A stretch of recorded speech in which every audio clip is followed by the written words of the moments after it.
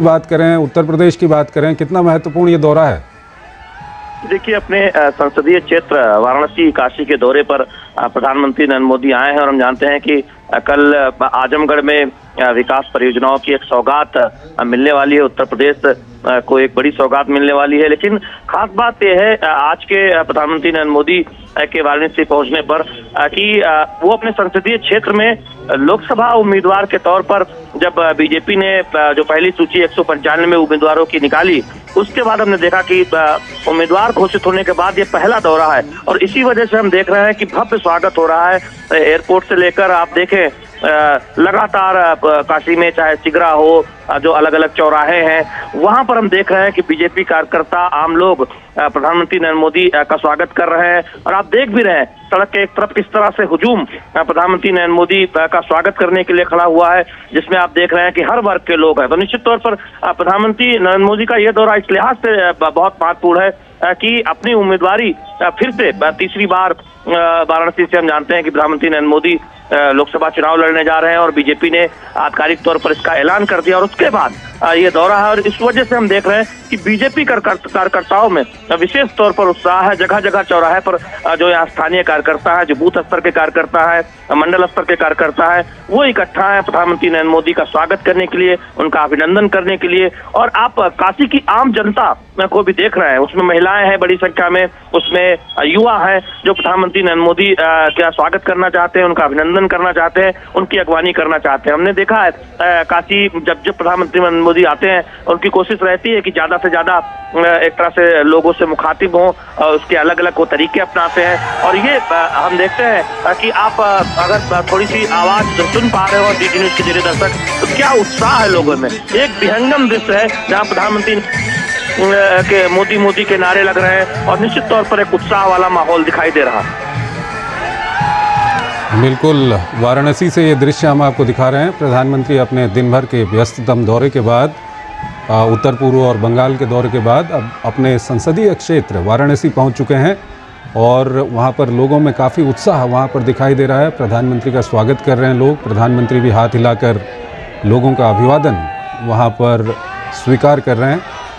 और ये आप देख सकते हैं, वाराणसी से हम ये दृश्य आपको दिखा रहे हैं।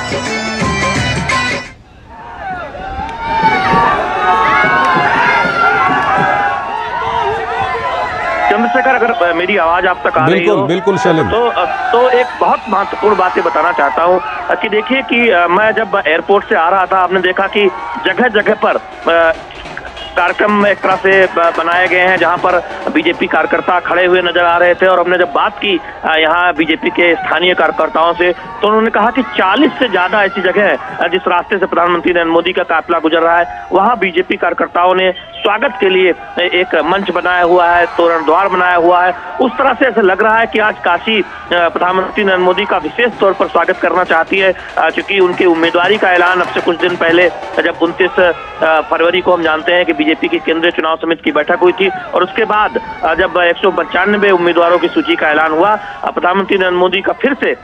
तीसरी बार लोकसभा चुनाव लड़ने का बीजेपी उम्मीदवार के तौर पर ऐलान किया गया। और उसके बाद ये पहला दौरा है, यानी बीजेपी के द्वारा उम्मीदवारी घोषित करने के बाद प्रधानमंत्री नरेंद्र मोदी का यह पहला दौरा है। तो ऐसे में ये विशेष उत्साह दिखाई दे रहा है यहाँ पर बीजेपी के कार्यकर्ताओं में। और यही वजह है कि हम देख रहे हैं कि इस तरह से एक अभिनंदन कार्यक्रम जगह जगह पर बीजेपी कार्यकर्ताओं की तरफ से रखा गया है। और हम जानते हैं कि बीजेपी ने, प्रधानमंत्री नरेंद्र मोदी ने एक नारा दिया है, अब की बार 400 पार, यानी एनडीए 370, एनडीए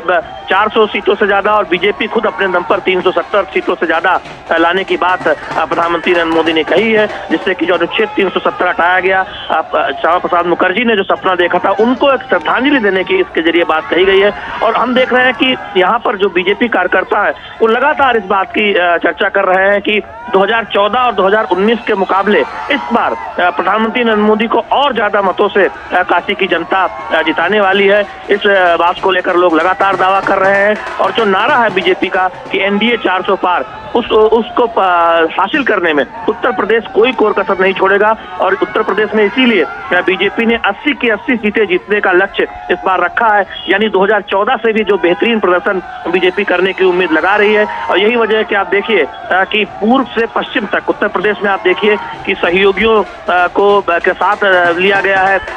क्योंकि जोड़े गए हैं। आरएलडी जयंत चौधरी बीजेपी के साथ आए हैं, सुभाषवा फिर से बीजेपी के साथ आई है, प्रवीण निषाद और संजय निषाद की जो पार्टी है निषाद पार्टी वो पहले से ही बीजेपी के साथ है। अपना दल आप देखें कि यही पूर्वी उत्तर प्रदेश है जहां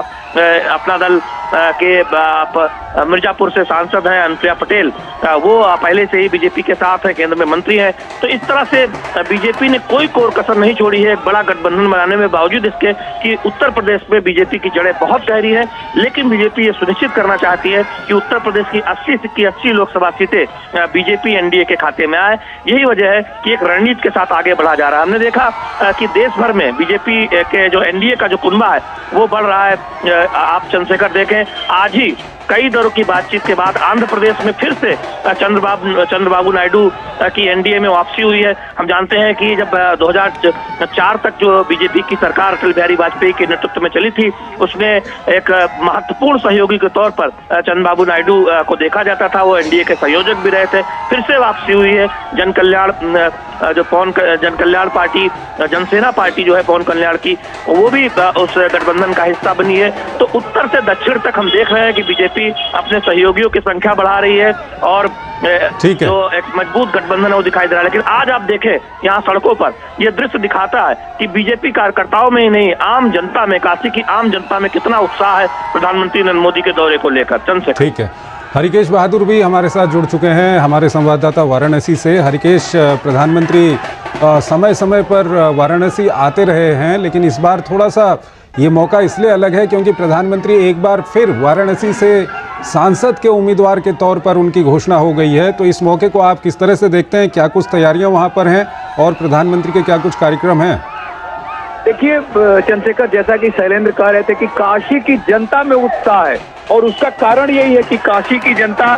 सांसद नहीं चुन रही है, प्रधानमंत्री चुन रही है। तो अभी जब बाबतपुर हवाई अड्डे से प्रधानमंत्री का जो काफिला निकला है तो पूरे जनता ने खुद जगह जगह शहर में जो जहां भी चौराहे हैं, तिराहे हैं, जिस मार्ग से वो गुजरेंगे, काशी विश्वनाथ मंदिर जहाँ आना है उनको, यहाँ पर दर्शन करने के लिए, तो जो खास तौर से एक बड़ा उत्साह जो चंद्रशेखर है वो महिलाओं में है, क्योंकि वो नारी शक्ति बंधन, नारी शक्ति सशक्तिकरण, इस तरह की जो योजनाओं को प्रधानमंत्री लेकर आए और